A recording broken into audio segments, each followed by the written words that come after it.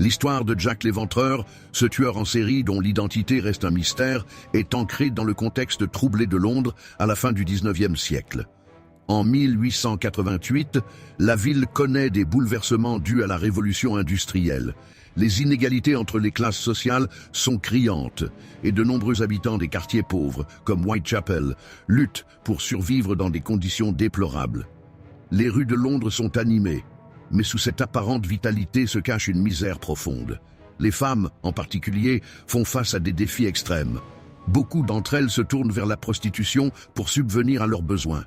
Imaginez-vous dans ce Londres victorien, marchant dans des ruelles sombres où le bruit des sabots résonne, les cris des vendeurs s'entremêlant avec des murmures d'angoisse. C'est dans ce décor que le tueur a commencé à frapper. Le premier meurtre attribué à Jack l'Éventreur a eu lieu le 31 août 1888.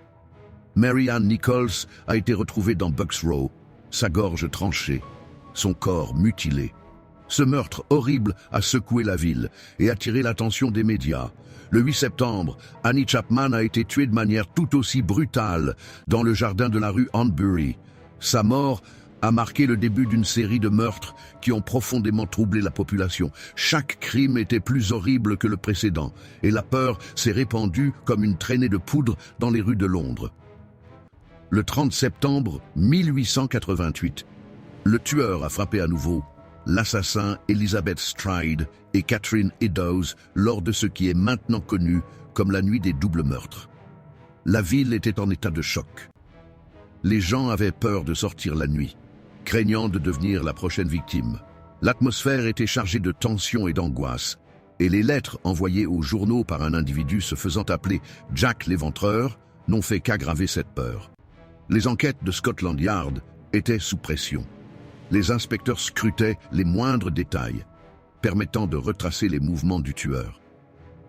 Imaginez-vous en tant que membre de la communauté, consultant des journaux et écoutant les rumeurs qui circulaient. Vous ressentez peut-être une angoisse grandiose, une curiosité morbide face à l'inconnu. Qui était cet homme? Un médecin? Un aristocrate? Chaque théorie était plus farfelue que la précédente, mais aucune n'a permis de capturer le tueur. Le dernier meurtre, celui de Mary Jane Kelly, le 9 novembre 1888, a été le plus choquant.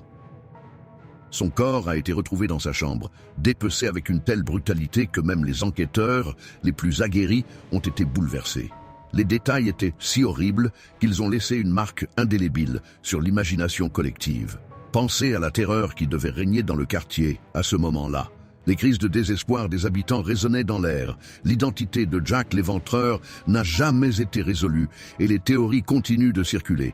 Des centaines de suspects ont été évoqués, mais aucun n'a jamais été formellement accusé. Au fil des décennies, cette histoire a été largement exploitée, donnant lieu à des livres, des films et des documentaires. Mais au-delà du mystère du tueur, il est essentiel de se rappeler les victimes. Ces femmes, dont la vie a été tragiquement interrompue, ont souvent été réduites à des statistiques dans la course à la célébrité du tueur. Aujourd'hui, leur mémoire perdure dans l'imaginaire collectif. En vous plongeant dans cette histoire, vous ne devenez pas seulement un spectateur des crimes, mais un témoin d'une époque, d'une société qui a échoué à protéger ses membres les plus vulnérables. La légende de Jack l'Éventreur est un rappel de la brutalité qui peut se cacher derrière les façades de la civilisation et de l'humanité. En réfléchissant à cette histoire, vous pourriez ressentir une empathie pour les victimes, une colère face à l'injustice et une curiosité pour comprendre ce qui pourrait pousser un homme à commettre de tels actes. Cette histoire demeure un mystère, mais elle soulève également des questions essentielles sur la société, la violence et le traitement des femmes à cette époque. En explorant cette tragédie, nous rendons hommage à celles qui ont souffert et cherchons à comprendre les leçons que nous pouvons tirer de ce sombre chapitre de l'histoire.